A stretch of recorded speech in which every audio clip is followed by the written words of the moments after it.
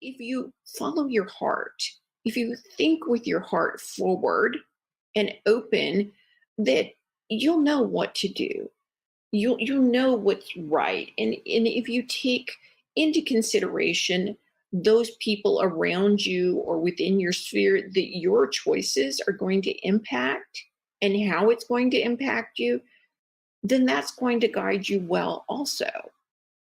Hello, everyone, and welcome to the Being Inspired radio show. My name is Amanda Johnson, your host, and I am back with another wonderfully inspiring episode.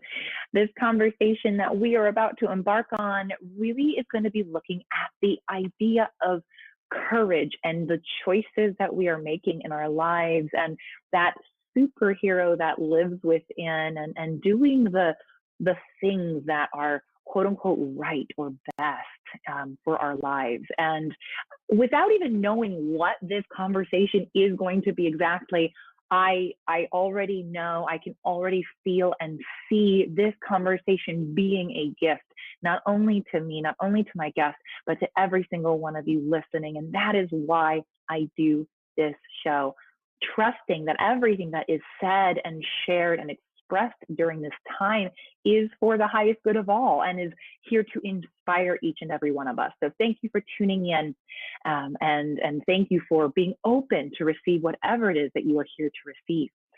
And joining me today is Donna Cowan, the creator of the Superhero School series, to share her inspiring story, the release of her all-new children's book, With the Courage of a Mouse, and most importantly, a friendly reminder for us all to connect with our courage, to help us meet challenges head-on, and remember there is a superhero inside each of us that lies within.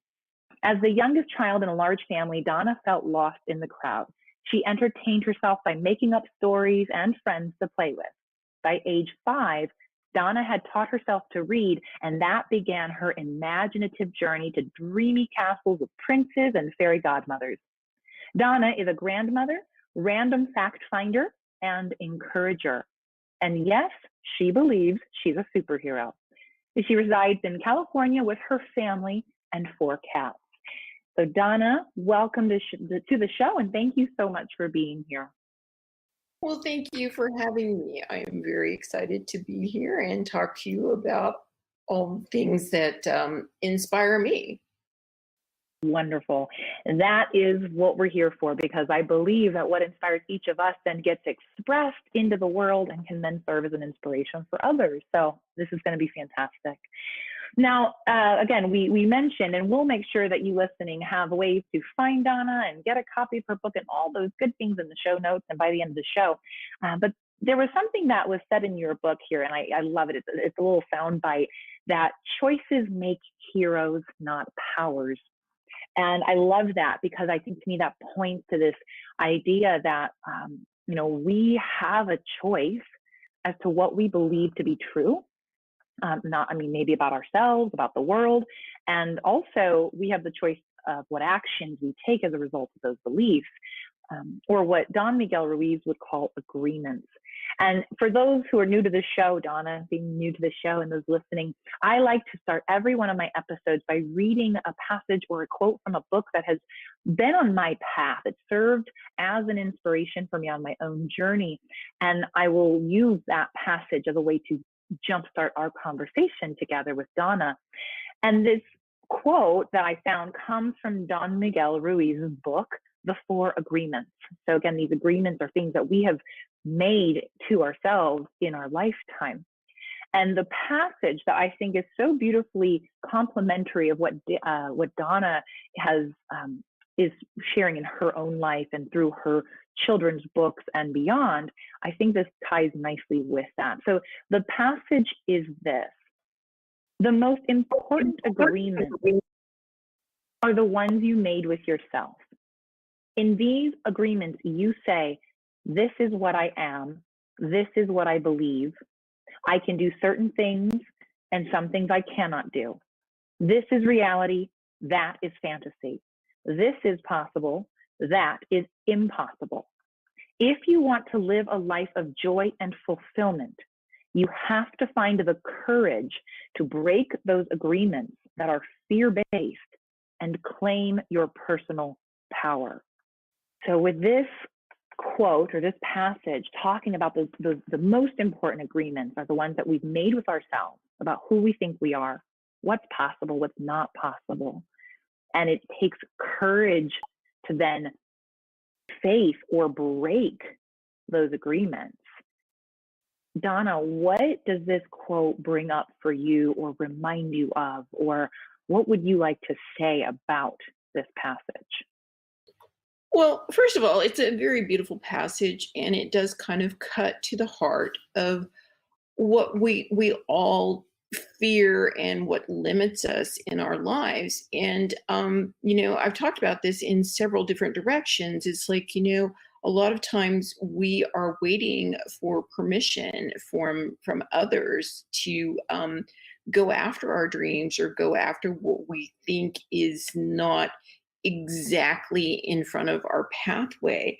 But ultimately, courage in choosing to do the right thing or choosing the best option is usually about honor, and it's about trust, and it's about mutual respect of the people around us. It's like we do it on a daily basis. We just don't realize it. And it's, I think, in finding your courage, you have to understand that you do use it every day. You just don't realize it. They're the simple things that, for a sick person or elderly person, their courage may be just getting out of bed and going and doing something that day.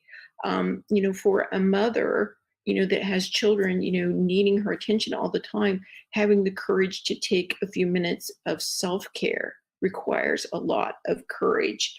For us, it's like we obey regular laws. We yield to pedestrians when we're driving.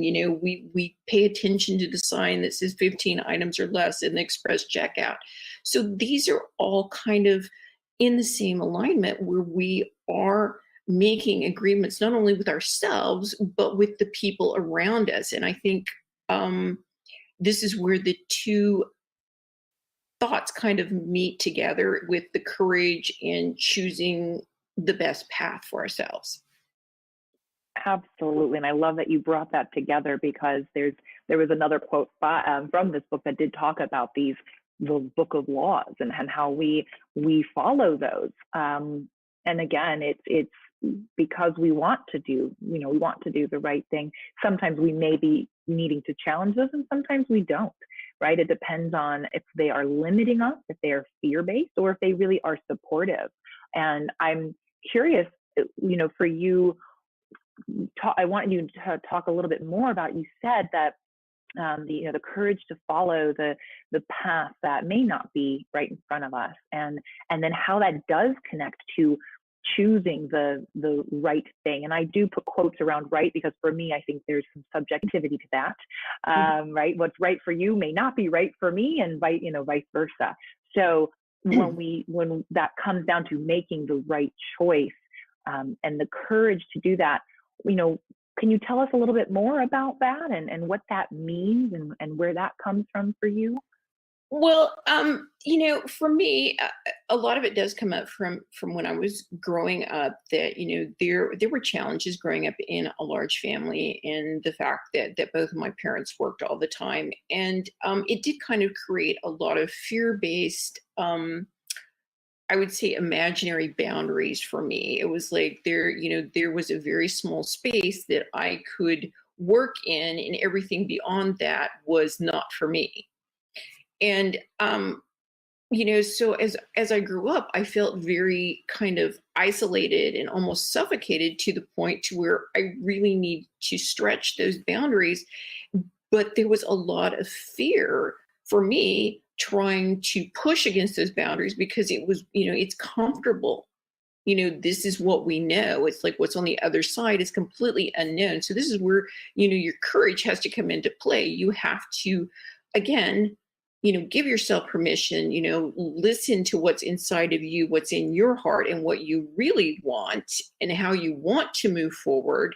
And then, look at those boundaries and see if they still are what you need in your life, or if they're just something, again, that is imaginary that you have just kept there because it is comfortable. We talk about in the book, we have the two main characters. We have Simon and Kat. And there's a big dichotomy between the two of them in that Kat is very afraid. She's very locked in her boundaries of, being mistreated and not trusting anyone. And then on the other side, we have Simon, who pretty much feels like there's not too many boundaries in life for him. It's like, in his life, where there's a will, there's a way, and he's going to find that way. Which brings us to this book and how we look at the two sides, but that's just two sides of who we are. We are both people. We are Kat, we are Simon. We do have fears, and we do have this want to obliterate these boundaries. And again, this is where we find courage in choosing the right path, or the best way forward. And I love that, and I love that the characters represent those two sides, right? I love that. My question for you is, where in your own life, because I'm always curious, where this shows up for each of us. If you're willing to share, where in your own life did you start to find that courage to maybe push against those boundaries a bit, or step your foot outside of them and see what it was like? If you have an example, or maybe even how you came to have the courage to do that. Well, actually, it's been different levels of courage throughout my life. When I first went out on my own, I was, as we had talked earlier in the pre-show, it's like, I am from the Midwest. And so I was kind of raised more, as being, a lady that, you were more seen and not heard, and you were very respectful and very deferred to most men in the room. And I was that way, but then, that didn't get me where I needed to go. So I began to push back in that way. And that wasn't always good, but I did learn a lot of things. And then in my 30s, I became very sick and was not able to work. And it really kind of changed my life and turned it completely upside down. And so then all of a sudden, it was like, it was about getting well. It was about doing whatever was required for me to be able to continue on and not be just locked up in a room, in a bed, in a wheelchair, and not being able to continue on. And then more recently, I have been writing, as we talked at the beginning of the show, since I was, 5 or 6 years old. I've been writing and telling stories this whole time. But somewhere in the back of my mind, I never thought they were good enough. I never thought that I had the capability of, getting them published. They were just something for me. And it was about 2 years ago that I met a person through social media, which, sometimes is really a good thing. Carrie Oberbrunner, and he introduced me to a way to write my book and get it out there, and was able to support me and give me the trust and the platform that I needed to give myself permission to go ahead and write this book and write this series and get it out there and get it published. So it's kind of been an ongoing thing. You have to, look at all the different aspects of your life. It's, you can't push out in every direction all at once, but, take it one little step at a time. Push with this, push with, your personality, push with your job, push with your dreams, push with, the things that you want to accomplish. I think that's fantastic. And what I'm seeing is this, the giving ourselves permission to, again, have the courage to challenge some of these boundaries or beliefs that we've been carrying with us since we were young. We all have them. And for you, that and I think for all of us, that's going to happen in pieces at a time. To your point, we aren't going to confront all of them at once, and often, that isn't how it works, and it probably would be pretty destructive if we tried. And so I heard that you'd go in this way, in this direction for a little while. Maybe you went in this direction for a while. At some point, it was your health and needing to be focused on that and getting well. And it's interesting because I even perhaps picked up on, and I'd be curious if this is true or not, that at times, even when we are pushing those boundaries or testing those waters that are outside of what we perceive to be those boundaries, that there is a bit of a rebellion or a bit of a, we go maybe a little too far in the opposite direction, right? We might push too far. And again, that also gives us information and teaches us something, right? And I think I'm wondering if there is some connection with that, as well as making that choice, or the best choice for you moving forward. So we get information and then we're able to make a new choice, right? If we went a little too far in one direction or another that didn't feel healthy. Because here's the question that's coming up for me right now. Mm-hmm. This part of the information that I received about about our conversation here today is this making the right choice or doing the right thing.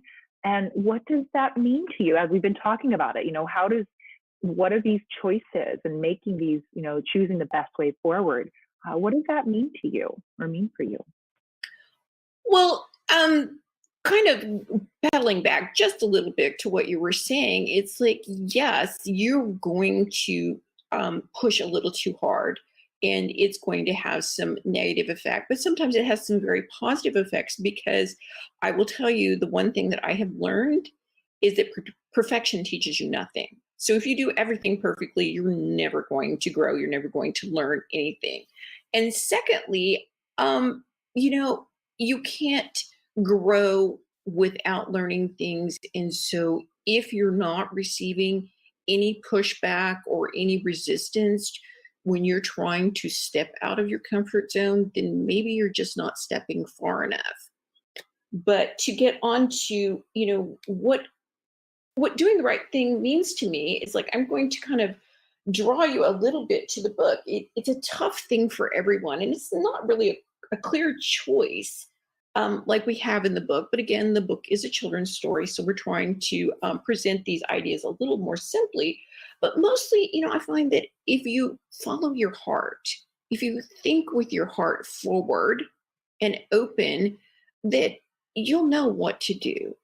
You'll know what's right. And if you take into consideration those people around you or within your sphere that your choices are going to impact and how it's going to impact you, then that's going to guide you well also. So, in the book we have, Kat, she's scared, she's afraid, and she continues to run away from every single problem. She thinks that, that she's the reason for all of her problems, and that she has to solve them all on her own, or nobody's going to care about her or love her. But then Simon and her other friends that she meets at superhero school are trying to tell her, it's like, we're your friends. We're here for you. We want to support you. We want to help you.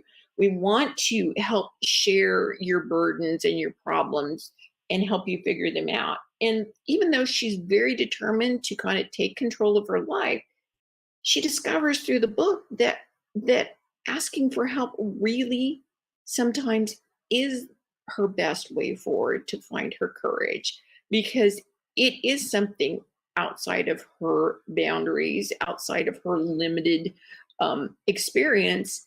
And so talking to and sharing with her friends a lot of times gives her the best choices and the best paths forward to kind of choose the right thing.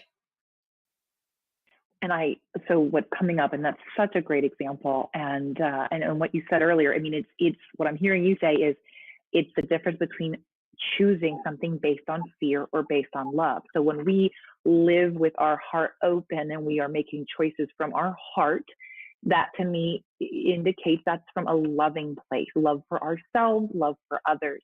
And I think so many of our belief systems, of our boundaries, of, the rules that we believe we are here to live by start typically from a place of fear, right? I better do the right thing or else, right? If I don't do the right thing, I'll get in trouble. I'll be punished. People won't like me. People won't love me. And so we grow up putting ourselves in this container that's awfully small to start with, typically out of fear. And so I love that, to choose the best way forward, or to make the, again, quote unquote, right choice, because again, it is right for each of us, when it is done from a place of love and from a place of our heart-centeredness, so that we can move forward. And to your point, that might mean asking for help and trusting others, as Kat would do in the book. Maybe it is to expand our boundaries by leaning into other people, trusting trusting ourselves more. And I want to ask about, and if you have anything to comment on, please do. But my next question has to do about our superhero that lives within us, because I know all of this is connected, right? All of this is connected in terms of coming from a place of love, and making choices and having the courage to do that. And I'm wondering if that's not part of where our superhero comes from. So I want to know more about the superhero. Well, here's the thing, all of these things, courage, inspiration, love, heart open, doing the right thing, all of these things lead us to what we classify as a superhero, and I believe that superheroes are made, they're not born, and what makes, the difference between being a superhero or not is their willingness to do the right thing, to sacrifice everything for those around them. In the book, we talk about Simon, and he makes that distinction between bravery and courage, which there is some confusion about that, and there is a difference. Bravery is about facing the things that scare you, or that you are afraid to do. But courage is putting other people's needs first. And in the book, Simon talks about whether, he knows he's a brave mouse. He knows he's brave enough, but he's often not sure if he really has the courage to always do the right thing every time and become that superhero, and almost kind of give up his life to do what's right. Now, I'm not suggesting that everybody needs to give up their life, but I find that in serving other people, in offering what you have, and looking at how you can help in your family, in your community, in your friends zone, or whatever you want to work on, those are the things that fulfill you. Those are the things that make your dreams possible. So this is where we talk about courage. It is about facing your fears. And that comes into play a lot of times because we consciously think and tell ourselves all the things that we have heard negatively about ourselves through our whole entire life. Some reason the negative thoughts stick in your brain a lot more than the positive ones. So when we're looking in the mirror, it's, as women, I'm sorry, we do tend to do this a little harder on ourselves. We're looking at, my eyebrows aren't exactly straight, or, I wish I had clearer skin, or bigger lips, or, different color eye, different color hair, whatever. And it's like, we tend to focus on what we don't have rather than, what we do have, and the wonderful things about ourselves. And I think that is kind of the inspired mind shift towards, doing the right thing and finding your courage. So what a beautiful and subtle distinction between bravery and courage. And I love how you exemplified that through the character of Simon a bit and pointed us to that. And then as you were sharing there at the end, I had this image as I was, as my mind was sitting with that distinction that I hadn't really heard before. How do we distinguish bravery from courage? And then you gave the example, and then I see the woman staring in the mirror, and she's saying these negative things about herself. She's hearing these negative things. I've been there. I've done that, right? I'm not exempting myself from this. And there could be a bravery of, I'm just going to throw some makeup on and I'm going to go out and face the world, right? And we could see that as being brave. So despite how I feel about myself, let me put on the red lipstick, let me throw my hair into a bun, and I'm going to go conquer the world. And there's a bravery about that. And do we have the courage to face those beliefs and undo them and actually find the truth that is inside? And so to me, there's a distinction between being brave and then being courageous to really understand who we truly are. Yes, and sometimes it's just as simple as, yes, I'm not having my best day, and it's like, I don't feel like wearing makeup today, and it's okay. You are beautiful the way you are. The light that comes out of you that is genuine is so beautiful that it doesn't matter. All the rest of it is just almost like a shield that we're trying to hide behind. And I think I have found that the more open and genuine I am, the more I receive in love and courage and encouragement. I love that. I love that. And I love the permission. And again, do we have the courage in that moment equally to say, this is who I am. I'm flaws and all. This is how I'm feeling. This is who I am.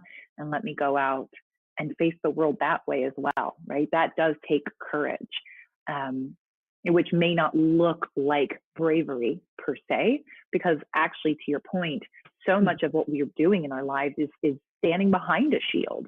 And I see that, to me, when I think of someone who's brave, someone that I see the soldier or the armored individual, right, who's going out into the battlefield. And I think we spend so much of our lives behind those shields.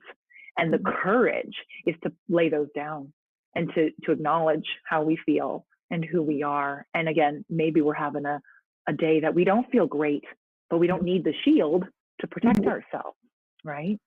Right. That's And I a think, superhero. Mm-hmm. right. And I think, sometimes we need to change our mind's view of what bravery and courage are. To me, it's like there is no one more courageous than a mother trying to do what's best for her children. It's like, if we think about it, it's like, I think mothers are kind of the most courageous people in the world.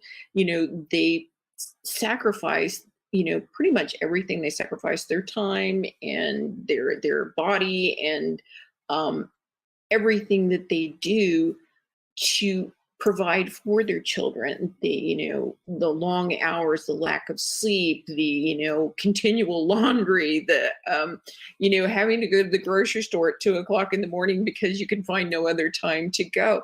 Those things, to me, are the height of courage. They are, where they are definitely giving up their lives, or a good portion of their lives, to to raise their children, to provide a life for them. And just think of all of the rewards that they get back for that. And it's like, if we could kind of take that as the example and maybe work it into our lives, it's like, what can I do that makes my world better? Because I think the rewards that you get back from that are immeasurable. Beautiful example, and such a powerful invitation to all of us to look at courage differently and to have perhaps a different model or example of it in our minds. And then, where am I? How can I show up in that same way, whether or not I'm a mother or a parent or not? And this idea behind, and I've heard you now say it a few times, this the giving of oneself, and yet I also heard this, that when doing that, we receive, immeasurable gifts in return. And that's not why we're doing it. And that's not why a mother is a mother. And yet that is part of it. When we give of ourselves from that, I believe, from that heart-centered, loving place, everything that you earlier said, all those things make us the superhero. That's the superhero within us, right? The part of us that's coming from love and courage and of service. When we're coming from that place, we do receive in return. Yes, and it all comes from love. And here I'm going to give you another image that most people don't think about. There is a reason that superhero capes are red, and they remind you of the shape of a heart. So we can all be wearing our superhero capes, even if it's on the inside, right? Mentally, we can see that. Right. It is about, think about how you draw a heart. It is two pieces that come together at a point. And I like to believe that point is pointing you towards what you need in your life, what you love in your life, what inspires you, what you dream about. It's pointing you towards the life you want to live. And, often I think we feel almost as if our lives are planned out, as if we're trapped or we're stuck in a rut, and this is the only way forward. And, I think sometimes this is where, courage has to come in, is we have to say to ourselves, is this really what I want? Is this really my way forward? I think that's a very, very important question for us all to be asking ourselves. I wanted to ask, as we start to bring this conversation of courage and choice and all those, to completion, is there another message or idea that you have shared in with the courage of a mouse that you want to share with us today that we haven't yet covered or that we haven't yet talked about? Well, I kind of wanted to talk about, my top tips for making good choices. I would say, that, in all cases, you should try and follow your heart. Your sense of fairness and kindness are a really good guide. That you should consider others. Remember that your choices affect other people, and that will generally keep you away from what you would consider, or most people would consider, selfish choices. And then try to respond, don't react, when you have to make those choices. Give yourself time and space to think about, what is the best way forward. And then to be a person of your word. And I think this is like a really very important point, is that when you're choosing what's right, it's fine. But if you don't back it up with your word and with the actions and commitments, then it's kind of a fantasy. It's like saying, oh, I'm I'm going to lose weight, but you never make any attempt to do it. It really, being a person of your word is important, especially when you're trying to change things. And I'll give you an example. In the book, Kat starts out not wanting anybody to know that she's afraid, or all the things that's happened in her life. And so she's kind of not always telling the truth, and she doesn't really follow through with what she says she's going to do. And she tends to run away. When things get tough, she just kind of like, okay, I'm out of here. But later she realizes that she can't really continue to do that. And it's more of an overreaction, or an instinctual reaction that she has. And that if she's going to take control of her own destiny and be like Simon, which she says, he's honorable, that he's a respected, worthy member of, the superhero school and the Sweet Meadows, that she needs to really take responsibility for her actions or her inactions. And so that the only way that she can resolve her problems is to do that, is to be a person of her word and to take everybody else's um, ideas and thoughts into consideration with her own. And in that way, towards the end of the book, we do find that she does eventually find her own place at superhero school and in Sweet Meadows. So I just, I think that for everyone, it's a matter of finding what you love and that one thing that you want to change, and just move the needle forward one step at a time. I love the example of how do you eat an elephant? Well, one bite at a time. Same thing with climbing mountains. It's one step at a time. And I think with courage and with doing the right thing, it's the same thing. You can't look at the whole picture because it will scare you. It will be hard to fathom how to do that. But if you take one step at a time, pretty soon you're running and you don't even notice you're doing it. Beautiful. Beautiful. I'm inspired, and I know that there's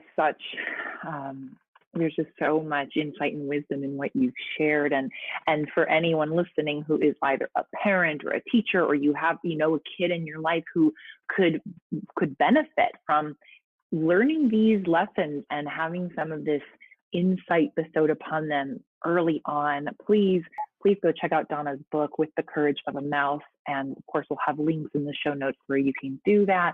Go check it out. Grab yourself a copy. I know this is the first of the series, so there are more yet to come.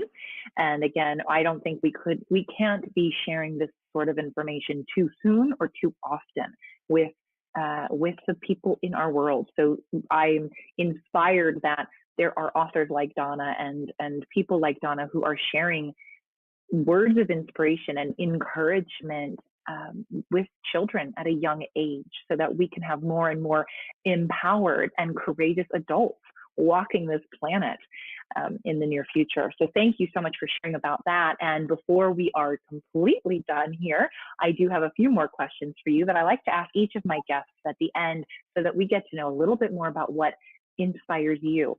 And the first question that I ask each guest is, who is a source of inspiration for you and why?